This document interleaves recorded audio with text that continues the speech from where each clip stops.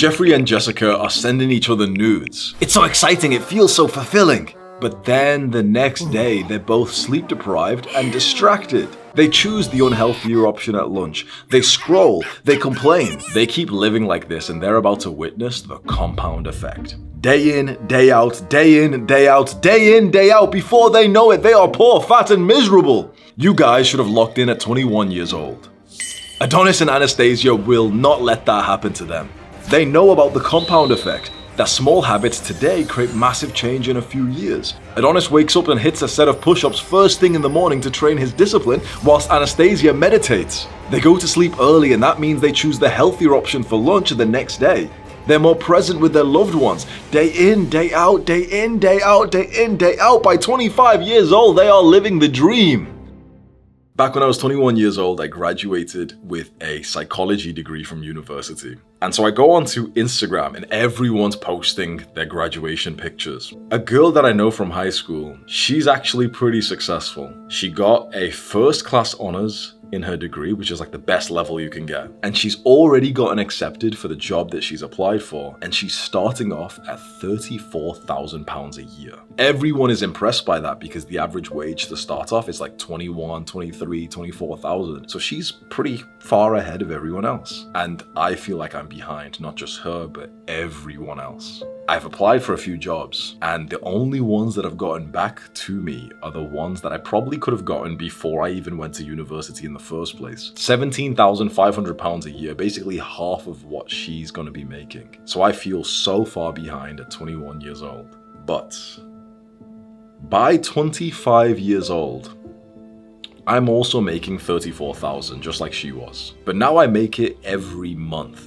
25 years old, I make over 300,000 a year. How did I go from being below average to being top 0.0001% earner in just the space of a few years? That is what I'm gonna walk you through in this video. If you've seen my last video on the 21 to 25-year-old age gap, I told you that when you're 21 years old, any work that you've done in your own self-improvement journey or you've been trying all these little businesses, it doesn't really show at this young age. When you're like 19, 20, 21, 22 years old, you don't really show the results of hard work just yet. The people who are kind of higher status at 21 years old are the ones who, for example, they just had better genetics, they had kinder, more supportive, more rich parents, they had a positive feedback loop from early years that made them more confident. So the people who have a good life in school and in college, it's often kind of down to luck. That feels unfair because if you were about 19 years old when you first started to go to the gym and you've objectively built a better physique than like the guy who's partying and drinking alcohol, he might still be more attractive than you right now because of that momentum that he's got going.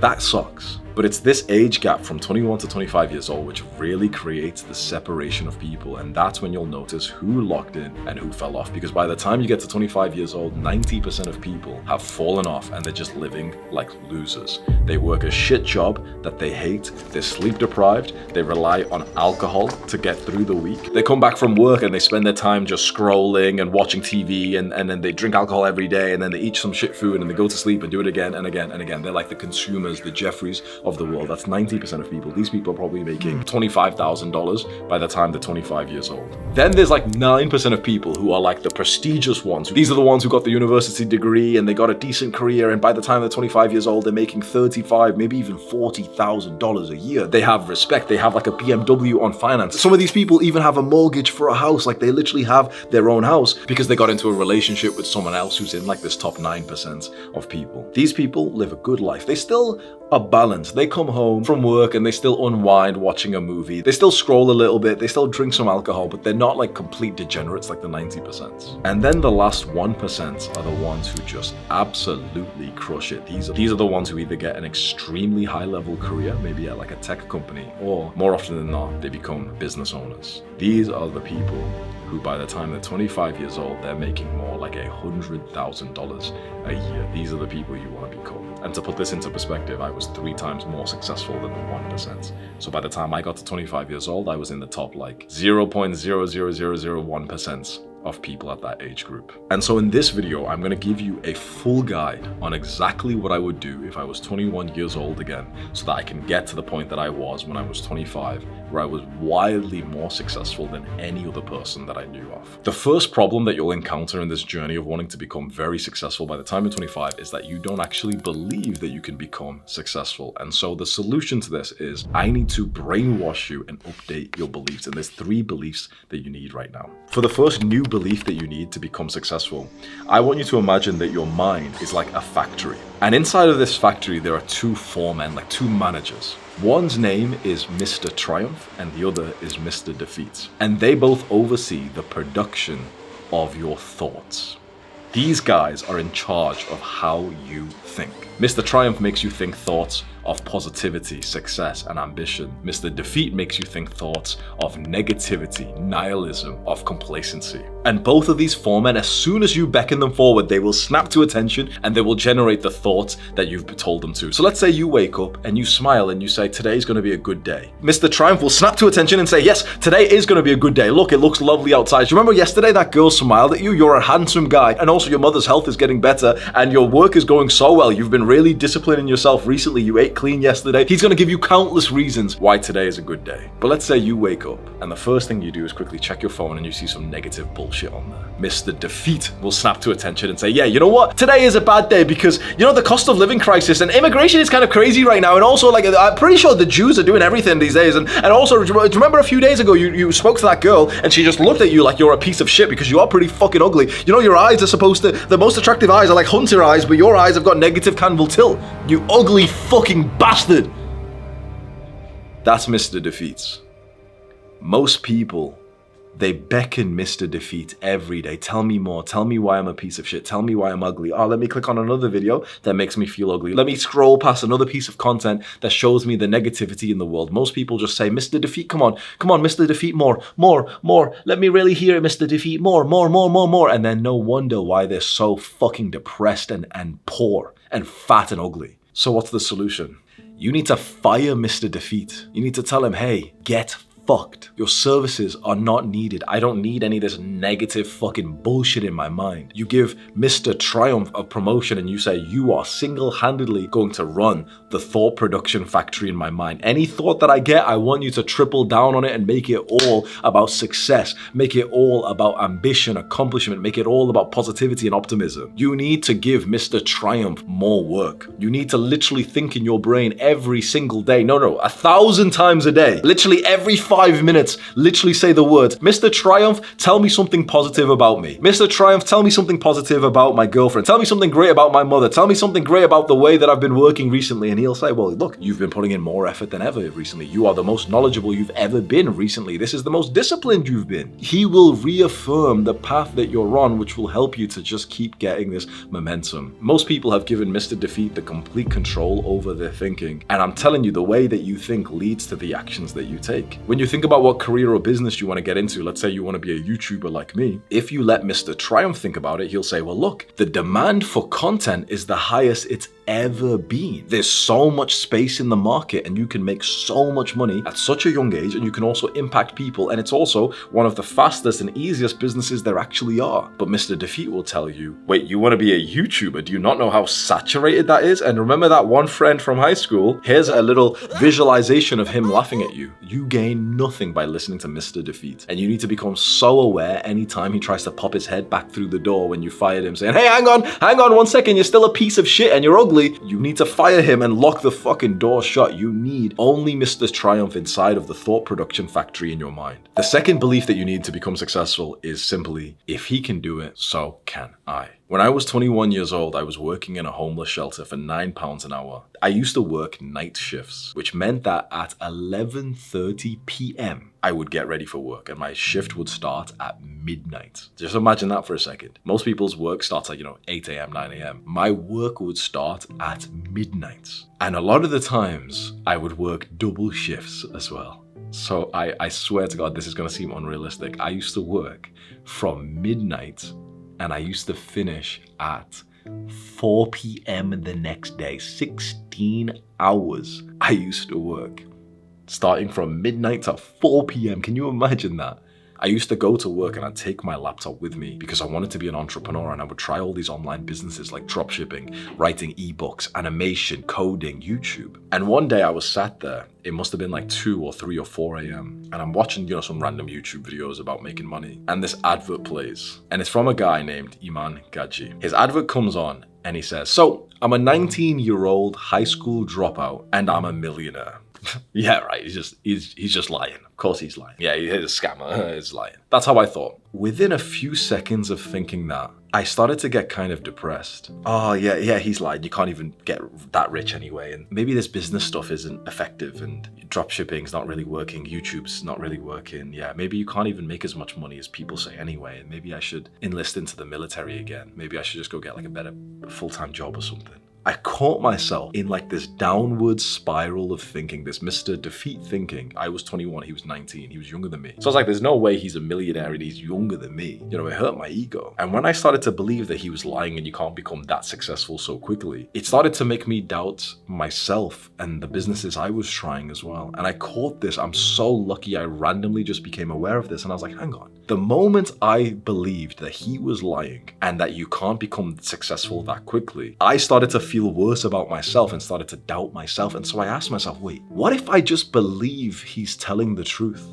Because there are some people who become millionaires when they're young, right? Athletes and celebrities and rappers and some influencers and entrepreneurs. There are some people. What if you just believe it? And I was like, okay, if I believe he's 19 and he's a millionaire and I'm 21 and I make £9 an hour, what would happen? Well, I started to get inspired. I was like, okay, well, if you believe it, you could be a millionaire in a few years. It could be possible. And I started to get this energy inside of me. Now, this doesn't mean that you have to blindly follow what someone's saying and, put yourself at risk. I didn't even consider, I'm going to buy his program or something. No. Just enough to think, okay, well, someone can get rich this quickly. So when I realized this, that if I just believe that he's telling the truth and he's not lying, then naturally I'll believe that I can become rich in a few years as well. That's the belief that made me go home and decide that I was going to quit this job. It's the belief that made me decide to break up with my girlfriend, the girl that I was with. And it's the belief that made me decide to move out from this apartment that I was living in the city and move back in to my traumatic, abusive family home, just so I could go all in on business. I moved home. I went extreme in this path of success. And in 1 year and in 7 months, guess how successful I became? I made £600. Like, no, not like 600,000, not even 600 pounds. No, I made 600 pounds in 7 months. But then the next month, in January 2021, I made 1,200. In March 2021, I made 1,700. And then finally, in July 2021, I made $15,000. And from that moment, I never made less than that.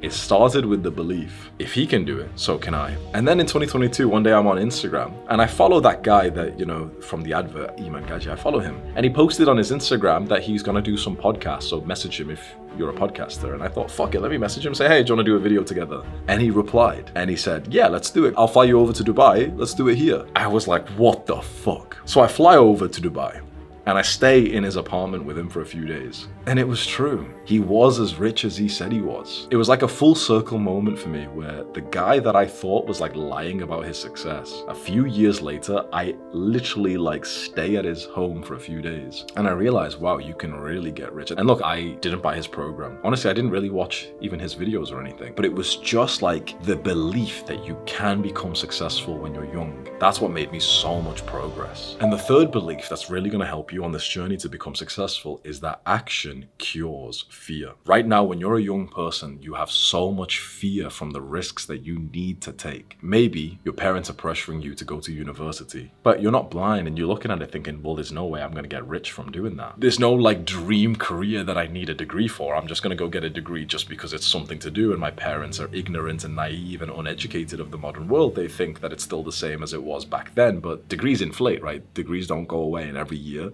there's like 100,000 more degrees in the market. Maybe that's what you're afraid of. You're afraid of having the conversation with your parents to tell them, hey, listen, I respect you, but I'm not going to go to university because it's not going to help me with my goals. It's only going to help me with your goals, the goal that you wish you did. But that's not fair because I'm my own human being. When we are scared of doing something, when we're scared of making a change, for example, maybe right now you have like a comfortable part-time or full-time job, but you keep thinking if you left that job and you went all in on the real thing you want to build, you'd be more likely to achieve it because of, you'd save so much time and energy. There is some decision that you are scared of making. And if you just think about the decision, you will literally get more scared and you'll make no progress. The way to beat fear is through action. You have to just put one foot in front of the other and just take some action. Like let's say you're in the gym and there's a girl you want to speak to, you want to go cold approach her, but you get approach anxiety before you speak to her the longer that you stay still thinking, oh, maybe I'll speak to her in 5 minutes, maybe 10 minutes. No, that's terrible. We all know this, right? But the times that you have successfully cold approached the girl are the times when you see her and you just command your legs to walk over to her right away. You take action. It is action that cures fear. If we stay sedimentary, if we just stay still, we will have so much fear build up inside of us till it's too much of a big beast. If you feel fear for some kind of decision that you need to make, whether it's someone you've got to speak to, a conversation you've got to have, or maybe a risk you've got to take, it's the action that's going to get rid of that fear. And that's the thing. You just have to do the fucking task. You just have to take action on the thing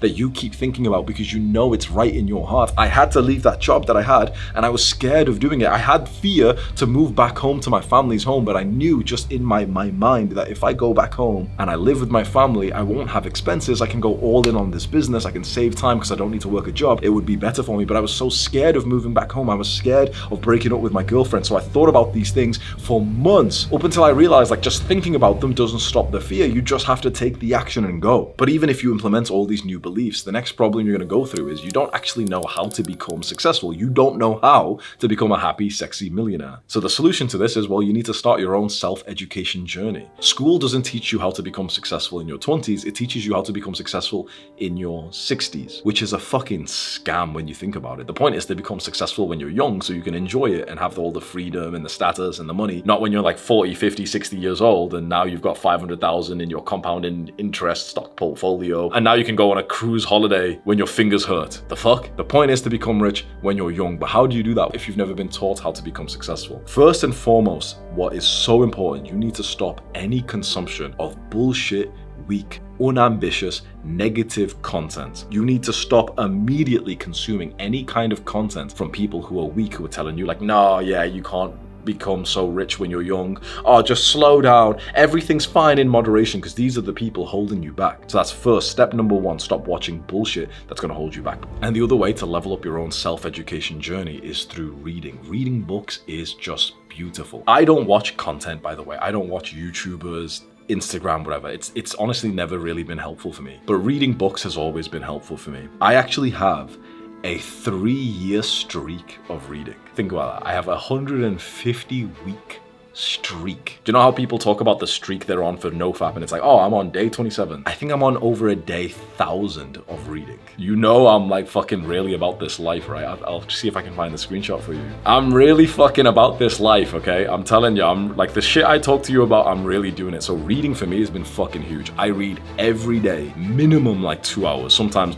about 4 to 5 hours. I fucking really love to read and I think that's why I've become so successful as well. And I'm gonna give you a quick tip with reading. Number one, get the Kindle app on your phone and get the Kindle device if you can afford one, and buy books on the Kindle instead of buying them physically. I know a lot of people say like, oh, I really like the physical book, whatever. But those people, I'm telling you, they barely read for like 2 hours a week, even though they consider themselves to be like readers. When you read on a digital device, you will read 10 times more. It's just so much easier. When you get it, like the Kindle app on your phone, you can just buy books wherever you are. You don't have to go and wait for Amazon to deliver it the next day or whatever. You just get it there on your phone or on the e-reader device and it's there instantly. I've got like 400 books here on my phone and my phone comes with me, everywhere I go, everywhere I travel to. My Kindle comes with me as well. It's just like this little device instead of having like 400 actual books that I'd have to leave at home when I'm traveling. But the way that I read is different from most people. Most people read and they don't really remember what they've read and they don't even get like a benefit to their life. The way I read is very different. I read slowly, not quickly. I don't try and rush through the page. I read slowly. And every time I get to a sentence which has a bit of an insight, I highlight it and I sit there for a minute and I ask myself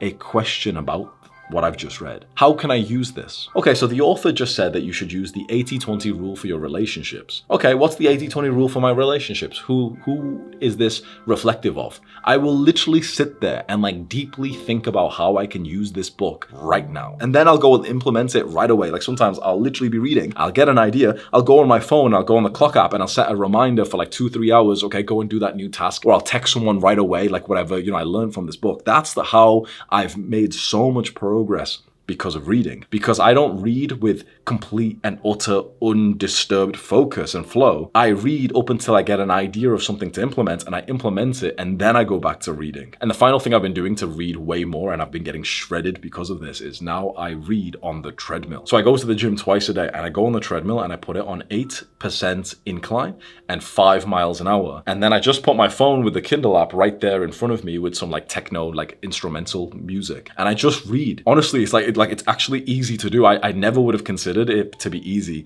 I've tried to like do exercise with like an audiobook, but it never feels so nice to me. But just walking and just reading is so easy. And I'm getting an hour of extra cardio per day that I've just got shredded for free. So when you read books and you consume the right information, you'll be getting education on how to actually become successful, just like you are when you're watching this video. This is going to rewire your brain and your belief patterns, and it's going to give you so many ideas on how to become successful. But then there's going to be another problem that you're going to go through, and that is that you have too much holding you back. The solution to this problem is to cut out the distractions. Winners win, not through addition, but through subtraction. Think about what this means. I promise this is such a good point. Unsuccessful people think that the successful people have something that you don't. You think like, oh, they've got some special advantage because they do this thing, or they do that thing, or they have that device or that thing, whatever. No.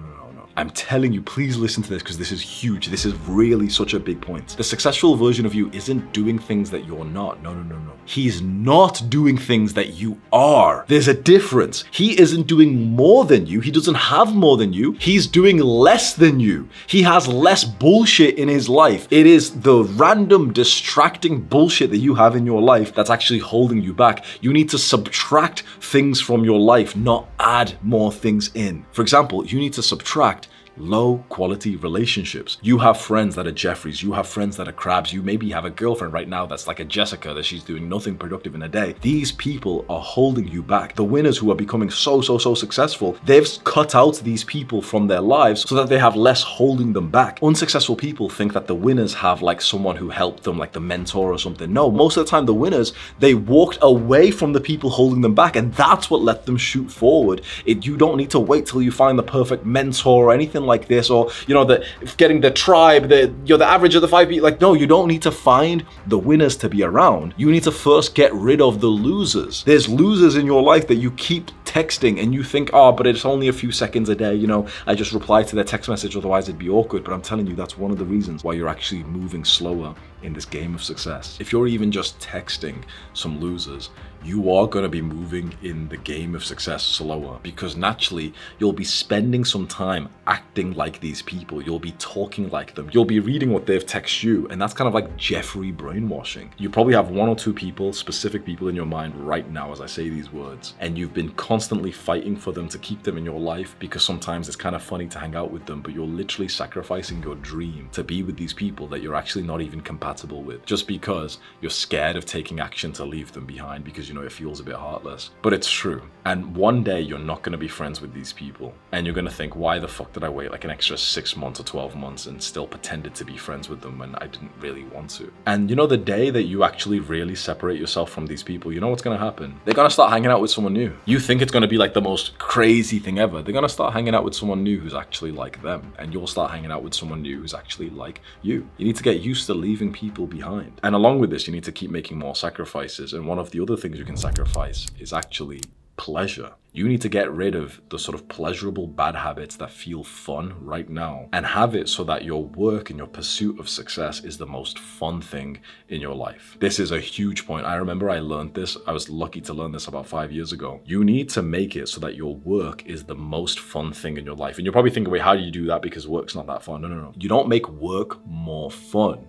You get rid of the things that are more fun than work. So for example, if you're scrolling, Netflix, watching bullshit, eating eating super tasty food, like, bullshit food, junk food, if you're taking any kind of drugs, if you're watching porn, if you're playing video games, all these things that you think are kind of fine in moderation, the insidious thing that they're really doing. They're so fun and stimulating that then work feels extra boring. And this is why sometimes you really don't feel like work, when you try, your brain doesn't focus because you're used to having so much more fun. What you need to do is literally remove everything in your life that's like really fun, really pleasurable. And I'm not talking about healthy things like playing with your children or something, but I'm talking about degenerate shit, right? You remove all those things, video games, whatever. Even if the 1 hour of video games that people like to argue with me for, but Hamza, 1 hour is fine. No, it's not. You need to have zero super fun, pleasurable, instant gratification activities. Zero. When you get rid of all of them, work and exercise, for example, are the only thing in your life that's like fun and it's stimulating. Now you will literally do it 10 times more. You'll be way more committed and you'll get way more creative ideas. You kind of reset your dopamine receptors so you get motivation to work more. And mark my words, it is the one bad habit that you keep fighting for, that's the one that's going to give you the most progress. In the last 30 seconds, I basically just told you, okay, stop doing all those fun, pleasurable habits. There was one habit in your mind that is so bad for you, but you keep rationalizing it and saying, oh no,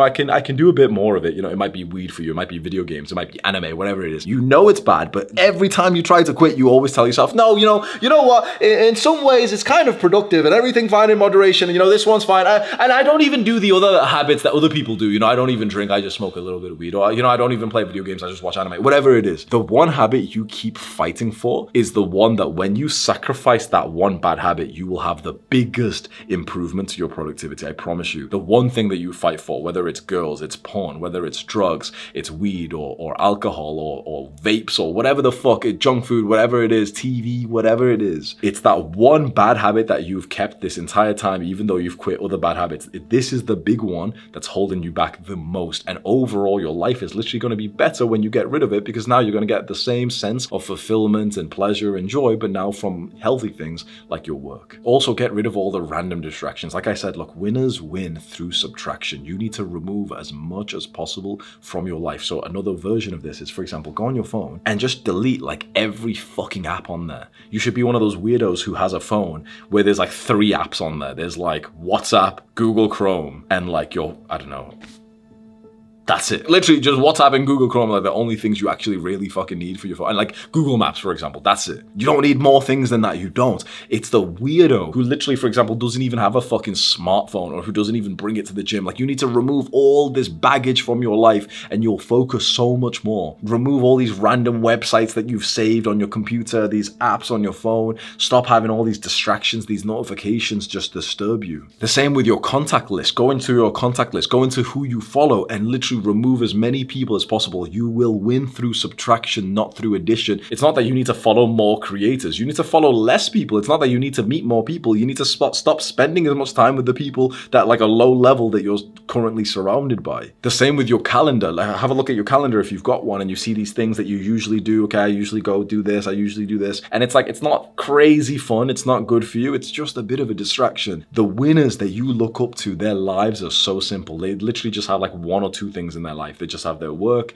and then they just have their fitness and then they have family. That's it. Okay, you can add some friends inside the family column as well. That's it. They don't have that extra bullshit that you're into. They don't have all the content consumption and their random hobby of fucking gooning to video game characters or something. You remove as much as possible from your life so that your focus is just on the one thing that really matters, which is your growth, your goals. And I know at this point, because this is where the real work is beginning, this is where the real sacrifice is, a lot of people will get demotivated thinking, nah, you don't have to remove all this. Hamza's being too extreme. But the thing is, bro, you need every advantage you can get, right? Because I'm telling you, this is one of the most important parts of this video, because it is these things that hold people back. Look, you want to get to 25 years old and be wildly successful. But I'm telling you right now, when you get to 25 and you see that everyone else around you is falling off, the big reason why they're falling off is because they haven't subtracted something that you did. They're still going out every week, partying, drinking. If they just got rid of that, they would have 20 pounds less of fat on their body after 5 years. It really is the compound effect. I know that there's some things you don't want to remove because you think it makes life worth living, but I'm telling you, life is actually more worth living when you get rid of these distractions. You're just holding on to the addiction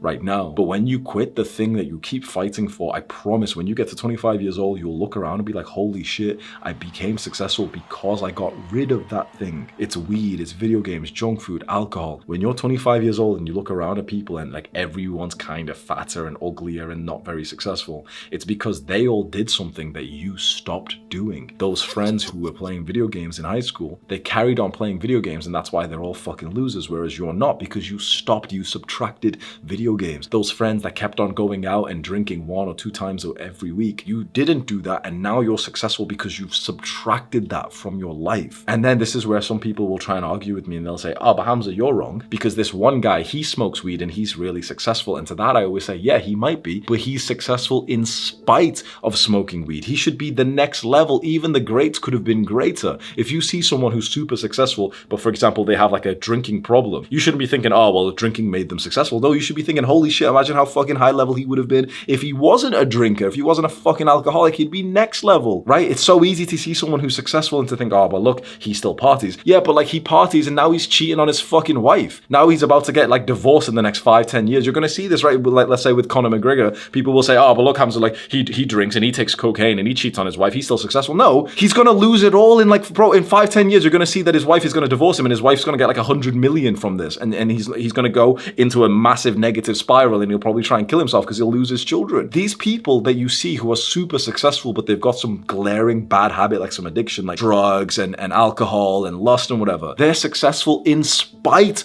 of that thing. They would have been the next level. And this isn't just about how much money they make, but their life would have been better, right? I'm not saying get rid of all these fun habits so you can just go from 50 million net worth to 100 million net worth, because, you know, 50 to 100 million, you probably maybe don't feel that much. But no, it's not just about the money. Success is also about having a fucking good, healthy, secure family. Imagine you keep one of these things like video games or weed or alcohol, and you think, oh, well, I can get successful with it. But imagine then like your wife likes you less. Imagine then that your son is ashamed of you because he's got that weird pothead father, right? It's not just about the monetary success, like the money. Imagine you keep one of these things in your life, like the alcohol and the partying, and then your wife ends up leaving you and taking the children, because this is what happens to a lot of these greats. Say this with me and please understand, because it's so important. The greats could have been greater. So anytime someone says to you like, oh, why are you going so extreme? You know that Elon Musk plays video games. You need to be thinking to yourself, yeah, but the greats could have been greater. Oh, why are you like so against partying? You know that John Jones parties before he fights. The greats could have been greater. He also got arrested and made a fool out of himself. The greats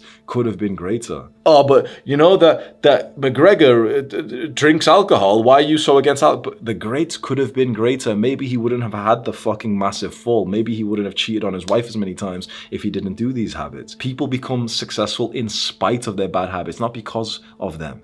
Now let's say that you have been doing so well. You believe that you can become successful. You know how to become successful. You've even been getting rid of the bad habits, the addictions that are holding you back. But there's one main thing still holding you back that I wanted to dedicate an entire section to this guide, so take this seriously. And it's that you're wasting your sexual energy.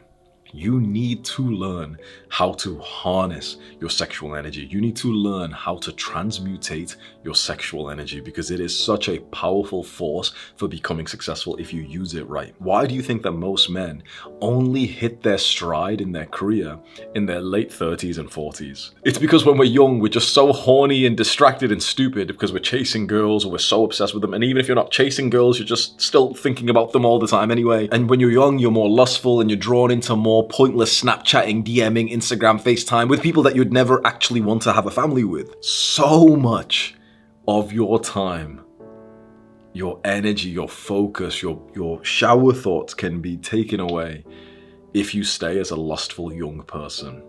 This is for men and for women. It's the same thing.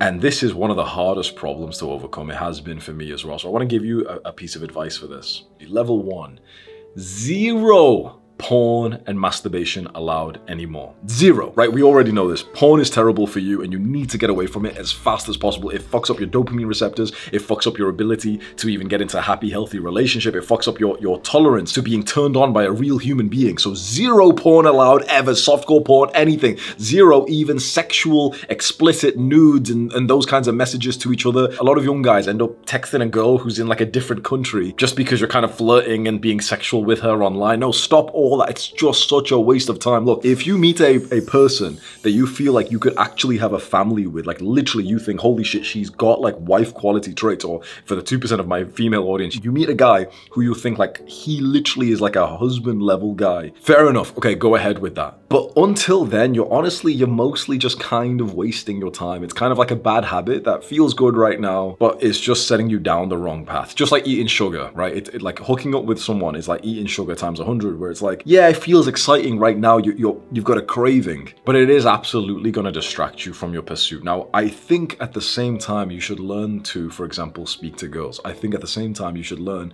to go and cold approach girls. You should learn how to speak to girls. You should learn what to do on a date. You don't want to get to the point where you're successful, but then you're so awkward around girls that then they just use you for your money. You're leveling up your success, you're getting rich, you go to the gym, you flirt with the girl, okay, fair enough. But you just don't want to get into a relationship at this young age with someone who is far below your standards, someone who you know that you're kind of settling with just because they're the kind of person that's just been replying back to your text messages right now. Most guys who are young and ambitious, this is the trap they fall down. They start making some progress and then they end up falling in love and getting attached to a girl that they had no intention whatsoever getting serious with. Look, if you want to go on a date with a girl because you just wanted to have some fun, fair enough. But don't fall in love and get attached to someone that you know you're not going to have anything serious with. That's the most distracting thing you can do in your entire dating life. So enjoy being horny. You can literally be horny and choose still not to be lustful. There's a difference, right? Your body can make you feel horny, like your dick can get hard. But if you don't act on that, you're still not a lustful person. Being lustful is when you act on it. But all of us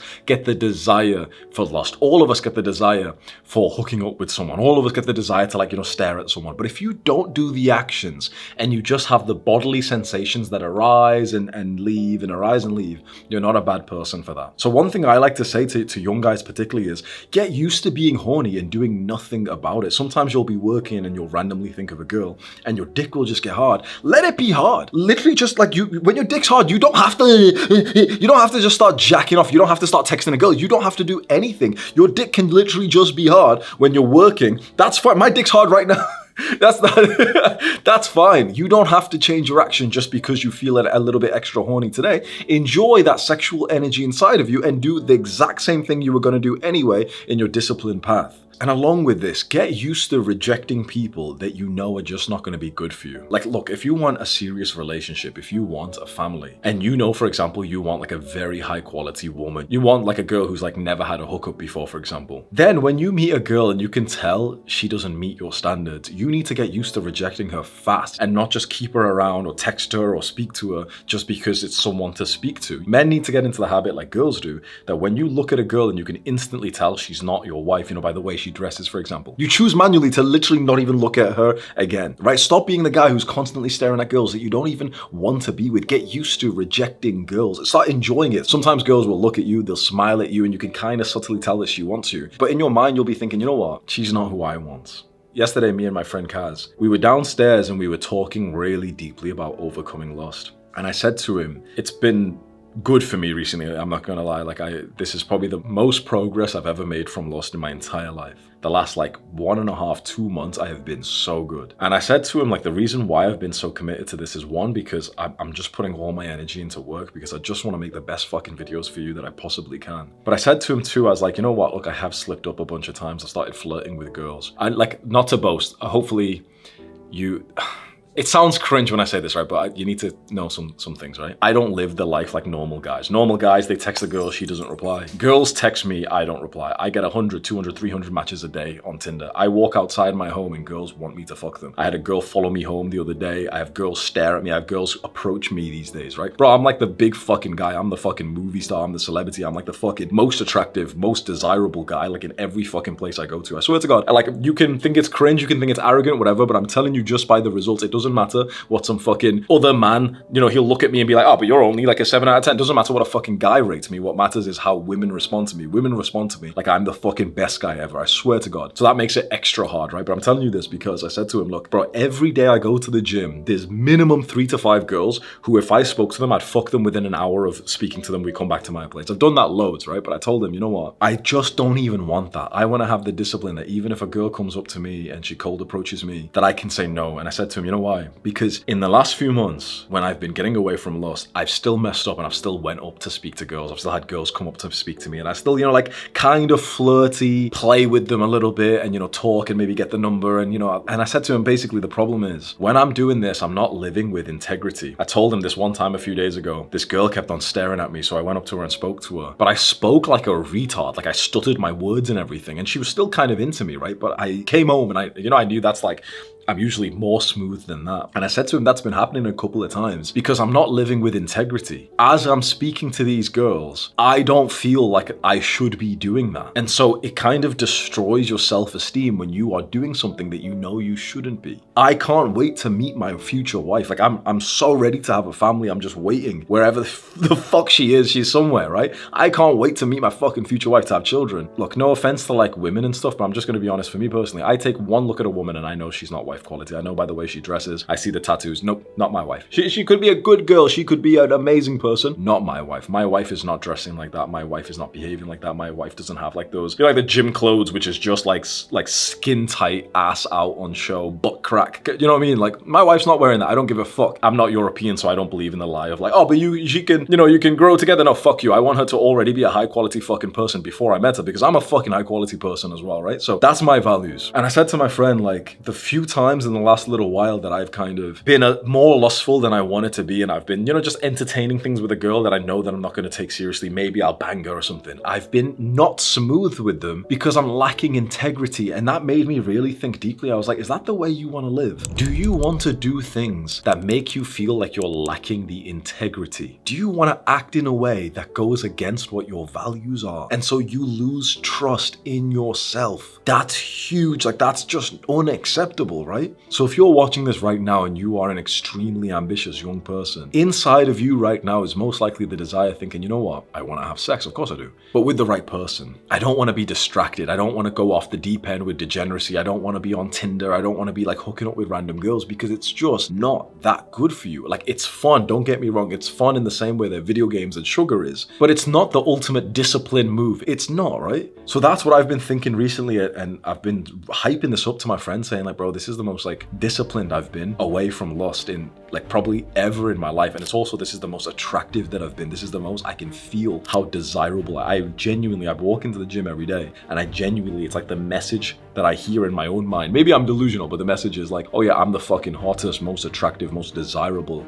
guy in there. There's other guys who are like, more cute than me, whatever. But overall, I'm the most desirable guy. Every fucking situation I go to, every environment that I'm in, I'm the most desirable guy. Not all the girls, but like, like fucking every place I go to, restaurant, cafe, library, like bookstore, whatever, 5 girls are looking at me. And the way they look, bro, especially with where I live, it's like you fuck within an hour of meeting each other here. And I'm saying no to that because I still want to grow from the point that I'm at now. And I know that harnessing as much of my sexual energy as possible for my own growth is going to help with that. And so you need to understand this. If you are even open to some like degenerate lust, you will lose 50% of your productivity. The argument that I used to make myself was, oh yeah, but it's just like 2 hours, you just meet the girl, maybe you fuck a little bit, it's just like 2 hours, it's nothing. No, it's not. I promise. I know that you think, oh, but I just go on 1 date per week, it's like 2 hours, 3 hours. No, but it's not about that time. It's like the rest of your life, you've just lost so much of that extra intensity. Think about how much of a big deal it is when you genuinely have said no girls allowed. Think about how much of a big deal that is. That is such a big intention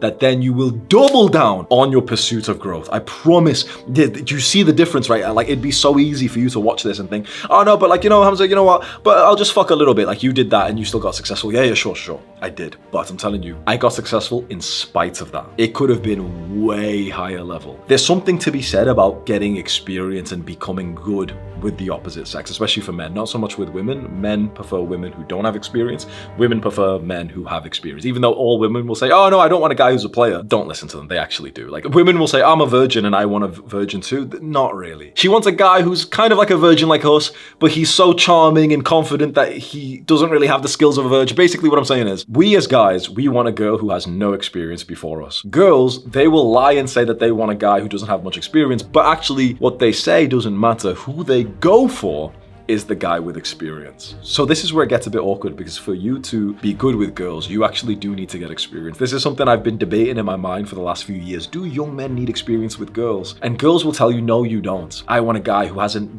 been a player or whatever. She's saying this, but but she keeps going for the players. So this doesn't mean that you need to become a degenerate player, but that it is a part of your self-improvement journey to get good at girls, to get good at escalating, to get good at kissing and even having sex, right? It is a part of it. So I'm trying to figure this out, like what advice I would give to young men, because I'm not completely certain on this right now. So this is a big part of your own values. Don't just go and go get experience with dating girls just because I'm saying it, and don't do anything you don't want to do. But just consider, if in your values you feel like getting experience with girls is like a productive thing to do, then add it into your own self-improvement journey, but just be careful that you don't get super distracted. You don't do crazy shit like going out to nightclubs and parties just to try and hook up with girls. And when you have gotten the experience and it's fairly easy for you to start meeting girls, at that point you're better off just being disciplined. Like, for example, if you've already hooked up with like a bunch of girls and you've had 2 girlfriends or whatever, and you've hooked up with girls in parties, whatever, you're at the point now where like more experience with girls isn't gonna benefit you that much. Now you're just doing it for fun. So you just need to admit that,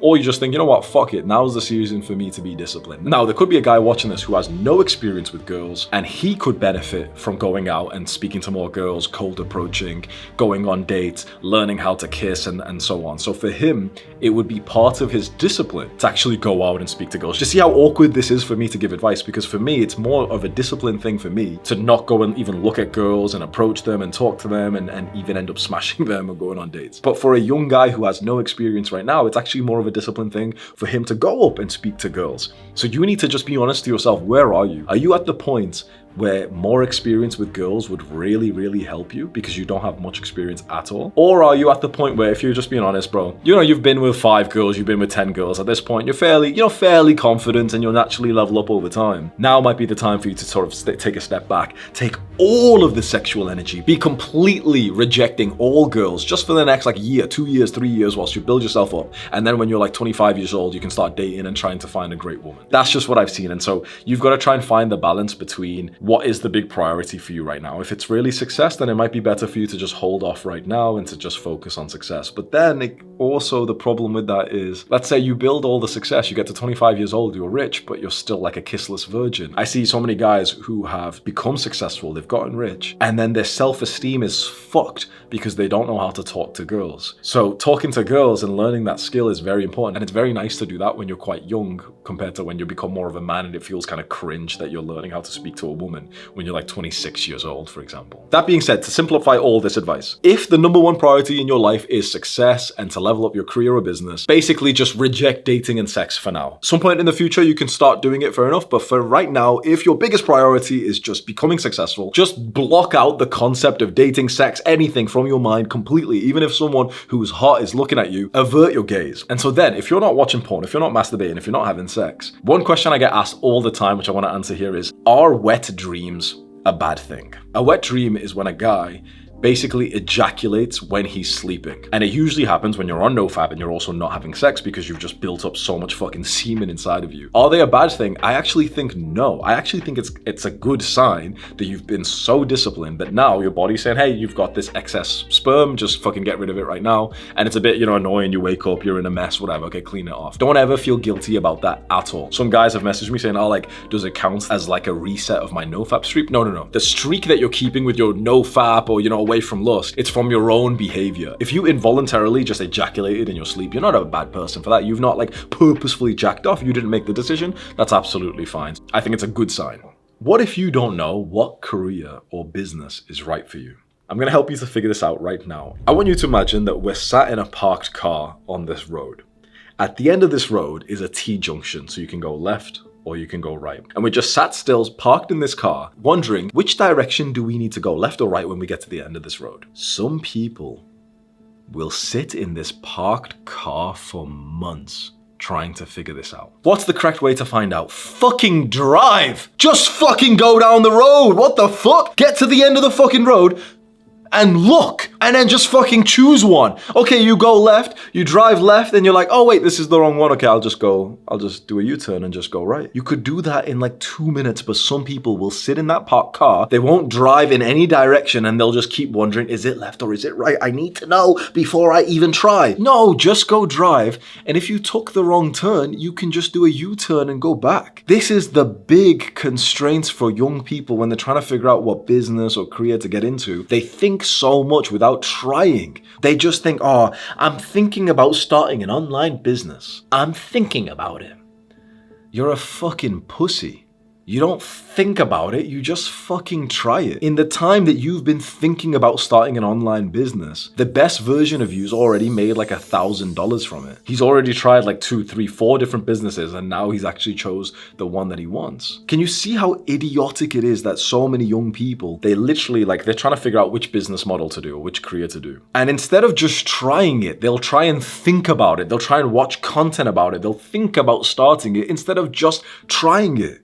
A few years ago, I went on a call with this young guy who's a follower of mine, and he said that he was thinking about becoming a counselor, kind of like a therapist. He said, I think I might like it. So I said, okay, cool. So what are you going to do, to take action? And he said, well, I'm looking at universities. I can go get the degree. And then, when I get the degree, then I can see if I like it. And I was like, oh yeah, cool. So you're a fucking retard. He's like, whoa. I'm like, okay, so you are going to think about it and learn about it for 3 years before you actually figure out if you like it. Are you fucking stupid? I said to him, how about you go on a call with someone today and try and help them through one of their problems like a counselor would? And he was like, oh wow, bro, I didn't even think of that. Yeah. Young people are fucking retards. I have to be honest with you. Chances are you're a fucking retard as well. Bro, honestly, don't get mad at me. Don't get mad at me, bro. Honestly, you and fucking 21, 22 years old, and me when I was 21 years old, we're all so stupid and so fearful. Just try the thing that you're thinking about. You don't need to go to university first. You don't need to go and get some qualification first. Try and start it in some way right now just to see if you like it. If you want to become a therapist, right, you need a real qualification to become a therapist. But you can literally go and find someone who's going through some shit right now and just see how it feels to be sat there listening to him and just trying to give him some advice. And imagine if you do that today, you won't be as skilled as a therapist. It won't even be an official therapy session, but you'll get a feeling of if you like this or not. You need to move so quickly in these early days to figure out if you're gonna like something or not. This was one of my biggest achievements. Listen to this, okay? In 2018, it was the first time I had ever really heard of the concept of making money online. I was on my phone and I was just scrolling on social media, and this one post asked people how do you make money? What's your side hustle? And I clicked on the comments, and one of the comments said he sells things on eBay. And I was like, oh, yeah, I remember eBay. I think my brother sold something on there. I've bought some things from eBay and Amazon. I was like, oh yeah, it makes sense actually. So I downloaded the eBay app. I went over to my wardrobe. I pulled out a gray Gymshark hoodie, took a picture of it, and I listed it right away. I didn't think about starting on eBay because I'm not a fucking little bitch like you. I didn't think about it. I just fucking took a picture of it and I was like, fuck it, let's just see what happens. I went to sleep right after that because it was nighttime. And when I woke up, it had sold already. I made my first dollar online. I got my first sale as an entrepreneur, as an online businessman in literally an hour of discovering the concept of the business model. I didn't think about it for fucking days or weeks. Yeah, I'm just thinking about becoming a YouTuber, I'm just thinking about it. I've just got to go watch a few videos. No, I just tried it. Do you see how quick I moved? In the parked car analogy, if I'm sat on a road wondering if I need to go left or right, I'll just drive to the end of the road and look. And if you can't tell just by looking, I'll just go left and just see. And maybe I'll go left and I'll drive for a minute or two and I'll realize oh no, I don't think this is it. Okay, I'll just do a U-turn. That's it. I'm not afraid to do a U-turn in life, are you? If you've been thinking about a couple different businesses or careers, I promise, you're scared of doing U-turns. You're so scared of just choosing one, trying it, and then just doing the metaphorical U-turn thinking, okay, I don't really like this one. Maybe this was the wrong option. I'll just try the other one instead. And the thing is, look, as much as I'm swearing at you and calling you a pussy, one, it's true, but two, it's not completely your fault because school in the modern world has conditioned us to be so scared of failure. When you're young and you're in school, and you've not done so well in the test, you get the test results and it's a bad grade, it's a D or an E or something, and your parents are angry at you. They conditioned us to be so fearful of taking the wrong turn. But in real life, in choosing your high-level career, in choosing a business especially, you're gonna make so many mistakes. Bro, I've made hundreds of mistakes in business and I'm still a millionaire. I became a millionaire when I was 26 years old and now I'm multi-millionaire at 28. And I've made so many mistakes, but the difference is I'm not scared of making mistakes. I'm not scared of choosing the wrong turn, realizing it's the wrong turn and just doing a U-turn. It's okay, right? So you right now have probably had a few different careers or businesses in your mind. This is my advice to you. Find a way to try them as fast as possible. So for a career, you might first of all need like a real degree to do it. But there's a kind of way you can do the job before you actually get the job, right? So if the career you wanted is like a therapist, you can go find someone who's struggling with their mental health and try and help them right now. Like you can literally go on to ChatGPT and say, okay, how does like a therapist help someone who's got like a mental health problem? And it gives you a few things. Okay, he listens to them and he validates their feelings. Okay. Then you go find someone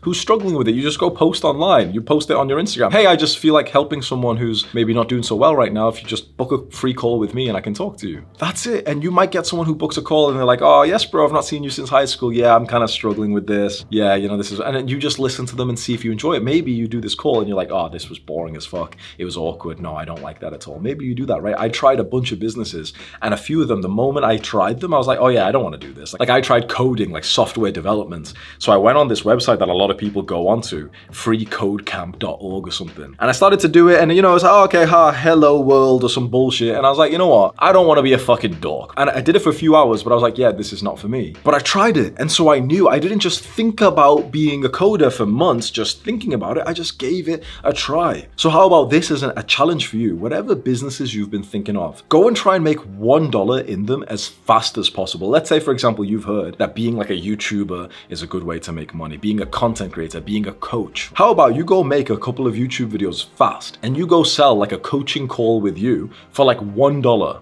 just for one person. It's just like a link in your bio and you say, okay, if you want my help with something, I'll go on like a 30-minute call with you for $1. And so imagine you have to make like this sales page. You learn how to make this website where someone can send you money. Then you go on the call with them and you hear their problems and you help them. This is how I actually made my first dollar in this business model with YouTube as well. I just sold like a call for like $3 basically. And then you get an idea of if you actually like it or not. And along with this, it's really difficult to choose what career or business is right for you if you're only looking at the positives of each one. So when you're comparing which career or business you want to get into, you think of the good things you'd get from them, right? So you think, okay, well, I want to be a YouTuber and with that, I'd make money and I'd record videos and it'd be kind of fun. Okay, I also want to do this career and I'd make money and I'd get status and it'd be kind of fun. And I also do want to do this business and I'd make money and I'd get status and it'd be kind of fun. When you only look at the positives of what you want, every path in front of you almost looks the same. It's very hard to choose which one. So I'm going to give you some weird piece of advice. From now on, when you think of the career or business you want to get into, don't think of the positives, the rewards that you want. Think of the suffering that you will go through. So imagine you think, okay, I want to be a YouTuber. What's the suffering I will go through? People might hate me. How would I feel if people hate me?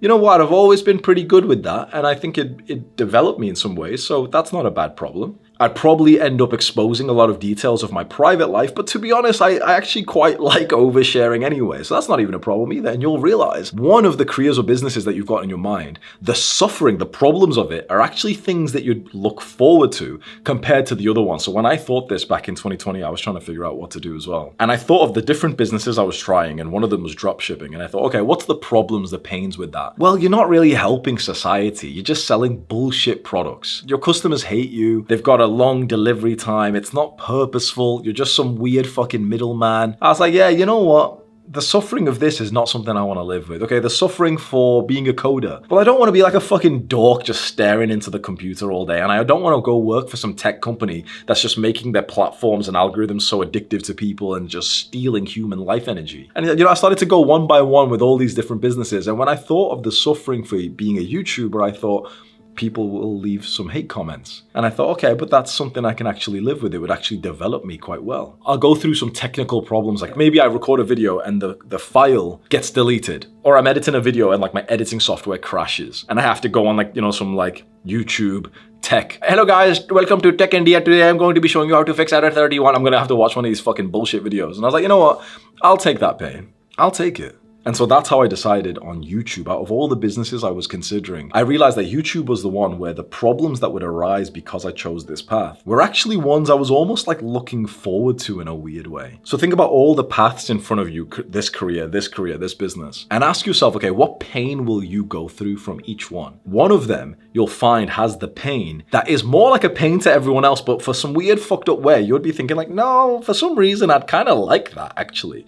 That's the one that you should go all in on. Now let's say you're going through the exact same problem that so many young guys do. You've been making great progress in your self-improvement and you've built a great physique, but you're still not making money. So you've got the physique, you've got the look, but you're still broke. The solution to this problem to become a more rounded man is to start doing the minimum effective volume for your fitness journey so that you can start to level up in your work. Fitness, going to the gym, building an aesthetic body is so addictive. Like weightlifting is so fun. It's so easy to get addicted to, and so many guys start to prioritize that part of their journey over their finances, which is fine because, to be honest, if you've got a great physique and you're like a sexy, confident guy, you can still have a great life even if you're broke. Like you can be a broke Chad and still, for example, have fun with girls, still feel confident when you walk outside. And yeah, you're broke, but you just choose the cheaper option everywhere you go. Still, your life isn't as good as it could be though. And so this is exactly what I would do if I had a great physique, great fitness, but I was lacking in finances. So I would need to like jiggle around my priorities. I would start to lower the energy and time that I'm putting into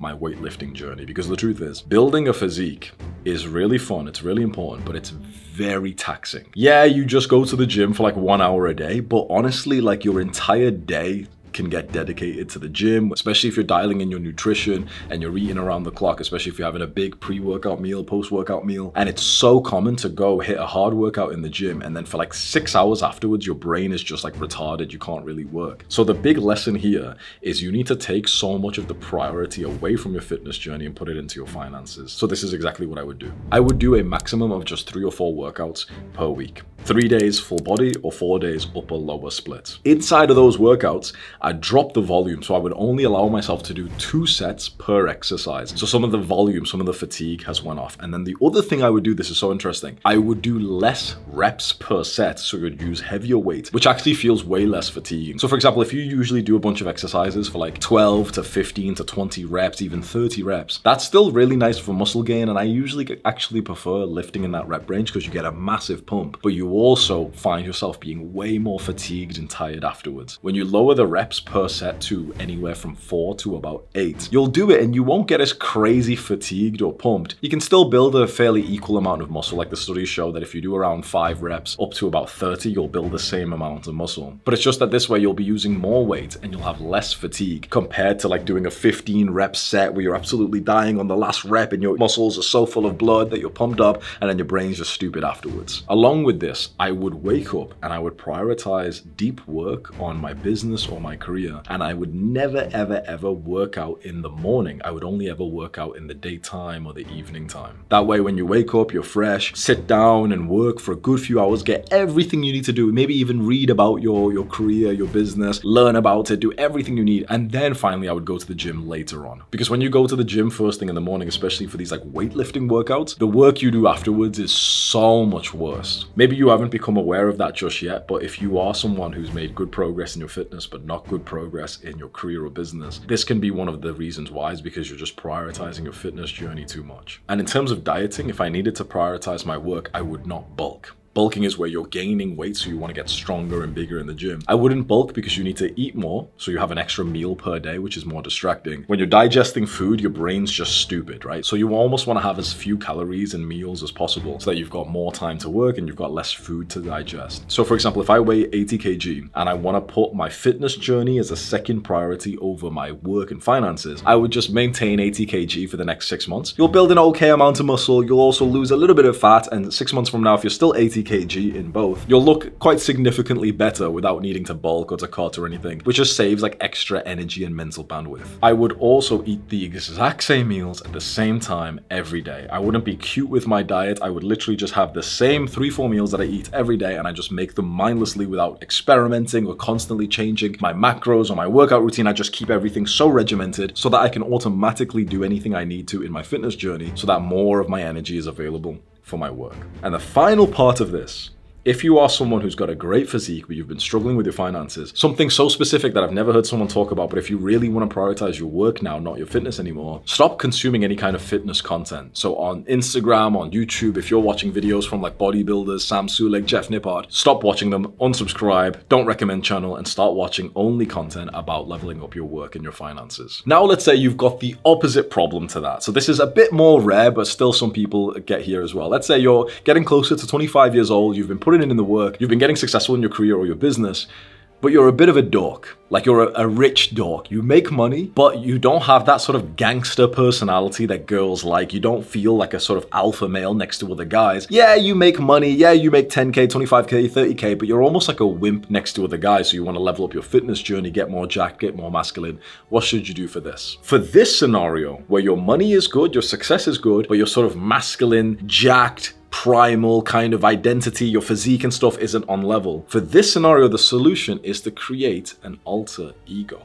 Look, it's not uncommon to see a guy who's prioritized his work and his success. He's made a lot of money, but he looks like a fat little lump, basically. Like he's either just skinny and looks like shit, or he's fat and just looks like shit. He's got money, he has a nice watch and stuff, but he's just not in good shape. For these guys, you'd think that because they're rich, they'd buy the best supplements, they'd get personal trainers, they've got the discipline from their work, surely they'd have discipline to get fit. But for these guys, they don't. And the reason why is because they don't really enjoy the gym and they're really busy with work. So these guys need to do something similar to the opposite guys. The broke muscular chads need to lower their fitness journey and focus more on finances. The rich dorks need to simplify their business and spend more time developing that sort of masculine physique. So the first thing I always say to these guys is, let's have a look at your calendar. And usually it's just booked with crazy amount of calls, which means that 4 or 5 days of the week, these guys don't even go to the gym because they don't have time for it. So I say, okay, get rid of some of these low ROI calls. You're taking calls from this old client who pays your old price, like your lower price than what it is right now. And he's also the most demanding client that you have. Maybe it's time to start firing some clients so you've got more space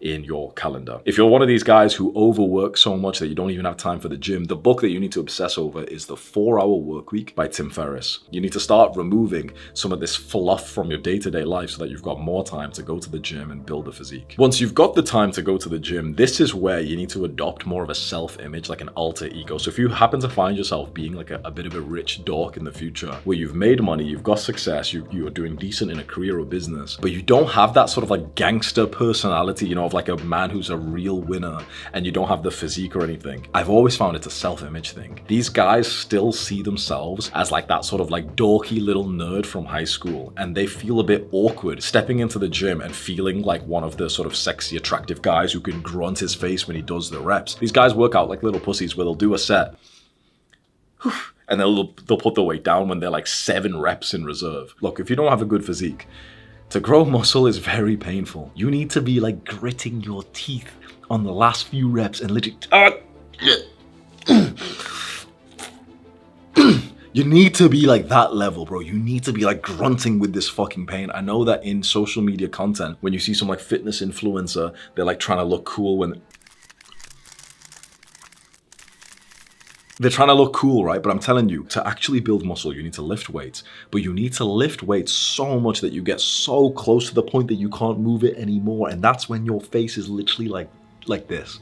What I found of these guys who are like the rich dorks, who they've ended up making good money, but then they don't have like the physique and they don't feel like sexy next to girls. They shy away from like pulling this kind of face. They shy away when they're trying to make love to their girlfriends, because these guys come to my help, right? They shy away from like pounding like a fucking man because they've got this soft little timid personality. So for these guys, if you end up finding yourself in this position, you've done well, making money, but you just don't have that like primal kind of energy inside of you, the one that builds the physique, the one that like you can absolutely dominate a girl. You need to start stepping into this new alter ego. Think about it. You're already successful. You're already dominating in business. You're already a competitive man. Now you just need to start leveling up that same thing, but now in the bedroom with your woman, now in the gym next to other guys. You need to have this energy of the guy who can grunt his fucking face when he's lifting the weights. Along with that, you need to just use standard discipline to just get into the gym consistently. A lot of guys I know who are successful and they make money, but they don't have jacked, sexy physiques. They're just not being disciplined, right? They're so inconsistent with the gym. They'll go and lift weights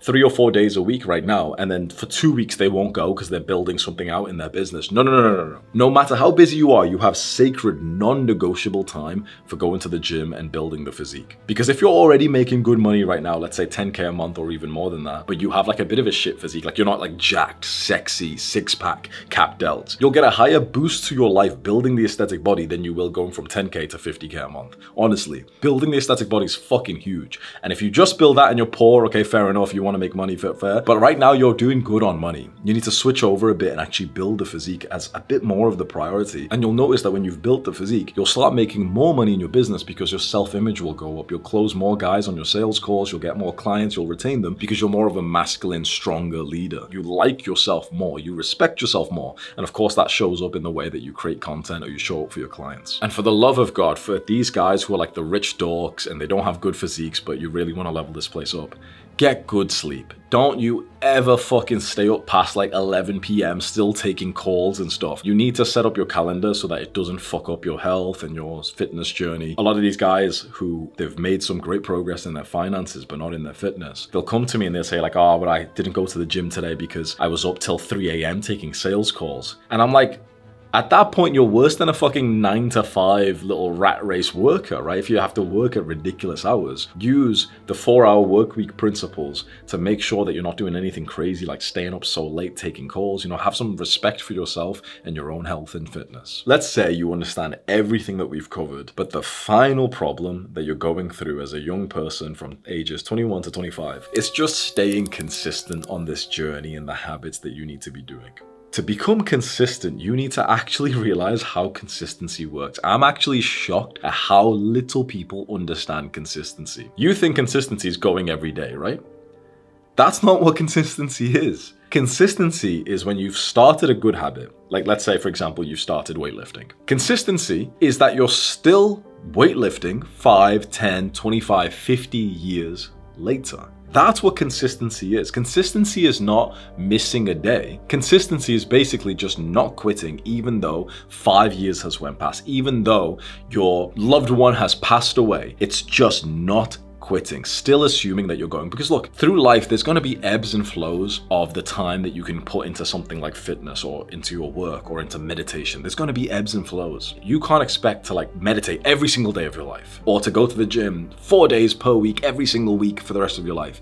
There's going to be some bullshit that happens. There's going to be a time when you need to take some random emergency trip. There's going to be a time when the gyms are closed. There's going to be some random bullshit time that just stops you from doing the habit that you said you wanted to stay consistent in. What you need to understand is that consistency is actually you just not quitting, even though you're going through a rough time right now, even though you've missed it for the last 2 weeks. Consistency is you knowing, yep, but I'm gonna meditate for the rest of my life. Yeah, I've missed it recently because of some bullshit that's happened, but I'm still gonna be like a meditator. I'm still gonna be someone who meditates. I'm still gonna be someone who goes to the gym and builds the aesthetic body for the rest of my life. So there's gonna be some months where my discipline is lower than others. There's going to be some months where my progress is lower. There's going to be some months when I just maybe don't have the time. But as long as I don't quit, I will have such a great level in this. This insight came to me within the first few weeks of when I started weightlifting. I visualized myself being like a grandpa, like being like 60, 70 years old, still walking into the gym, still great shape, great physique, social life there. I thought to myself, I'm going to lift weights till I die. I'm never going to quit,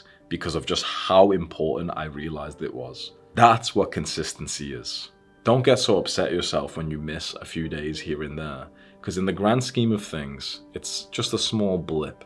The big picture is you need to see yourself doing these good habits, not just till you're 25 years old, but till you're 85 or 105. And for that, this path needs to be enjoyable. Even though we are the ones who are doing such hard work and we're sacrificing the pleasure that most people are enjoying, this path and becoming successful when you're young only really happens when you actually enjoy being here. For the people who want to become successful, but they hate what they do for work and they really just want to go and do those bad habits, they almost never become successful. The people that I know who have become successful at a young age, they were so happy with the journey. Like they actually enjoyed the journey so much that they actually never wanted to quit. Yeah, it takes a bit of discipline and a good system here and there to set it up and to get away from the bad habits. But after that, it's like the work is enjoyable, the gym is enjoyable, the good habits are enjoyable, and you get a bit of a craving for the bad habit every now and then. But you think to yourself, you know what? Life is just better overall when I'm doing the good path. That's the big last tip that I'm going to give you is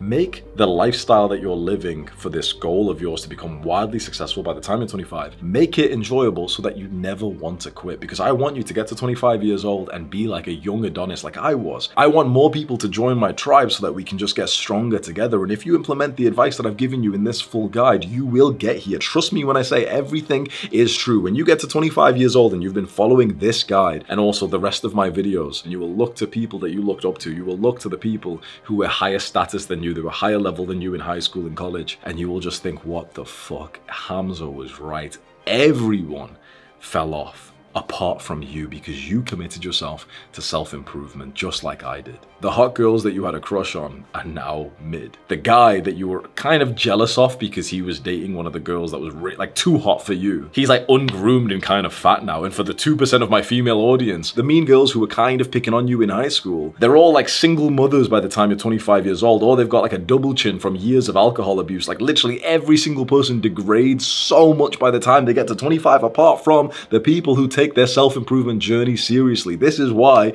I work so hard, because you're in my tribe. I want you to become a winner like I did. You will see such a huge gap between the people who got extreme on self-improvement and the people who just kind of got complacent and lived a normal life. And look, I'm not perfect. I've made so many mistakes figuring these things out by myself. Last like 1 or 2 years, I made a lot of mistakes past this point, you know, past 25 years old. When I became successful, it's a whole new game to manage the success, to now watch out for the pitfalls and the traps and the friends who try and take credit for your work and the new guys who meet you to try and steal from you and stuff.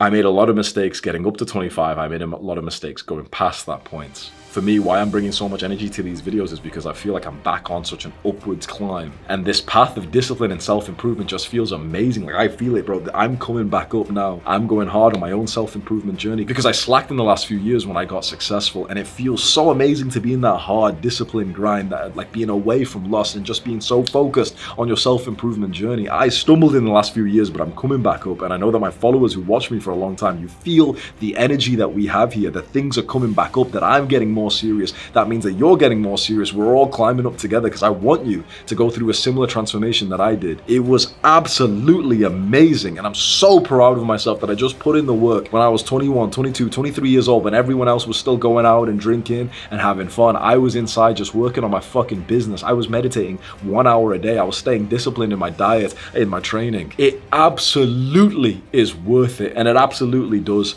pay off. I hope you appreciate the work that I do here. This isn't some bullshit advice that I get from ChatGPT and I'm trying to make like valuable oh, this video is full of value. I'm not trying to make fucking value videos. This was from my fucking heart. I sat there for days literally thinking and scripting and thinking, okay, what advice did 21-year-old me need to get to the point that I was at 25, but even faster? I've put my heart into this. It's 1 p.m. I started recording at like 8. My cameras died like fucking 2 times. The battery died. The first like half an hour of this video got deleted and I went downstairs, recharged the battery, came up here. My fucking chest is like painful because I spoke for like 3-4 fucking hours straight right now. I'm doing this because this shit is true. Mark my fucking words, bro. Some people, a very small percentage of people at 25 years old are gonna feel wildly successful, and most people will feel like fucking losers, and you better not be part of those Jeffreys. I won't let you. I've taught you everything you need to become an Adonis, and you just need to commit yourself to this path and take it as seriously as you possibly can. Keep watching these videos, keep showing up every single day, and stay committed to the advice that I give you. I promise, you've already seen it yourself. This shit fucking works. I want to build a tribe, a movement of fucking winners, of people who are ambitious, who are working hard, who are going extreme in their journey, because we realize that going extreme in discipline, in self-improvement is a better life than just being balanced and having a few hours of fucking video games a day, which leaves you with this moderate sense of emptiness, nihilism, and depression. We've lived that life and it's fucking bullshit, but this life of growth, it pays off. You can just tell by the way I'm talking, you know this shit's legit. So keep fucking grinding, keep sacrificing all this little bullshit pleasure here and there. Your goals are worth it.